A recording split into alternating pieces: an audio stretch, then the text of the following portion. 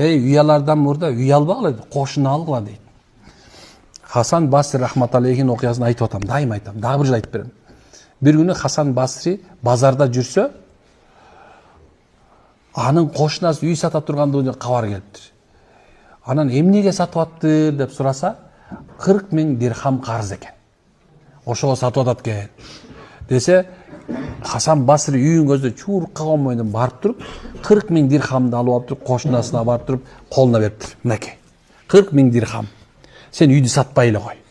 Качан сенде болгон мезгилде мага бересиң. Деп туруп кетип баратса, жанындагы адамдар эмнеге мындай кылдың дейт. Сатса сатып ийбейт беле. Өтүп кетмек үйдө жооп жок деп. Туура дейт. Бул сатса сатпаса эмес жок болчу дейт.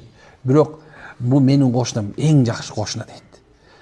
Эми бул үйдү дейт, кандай адам келип сатып аларын билбейм деп айткан экен да. Көрдүңбү? Жакшы кошуна на вес золото керек болсочу.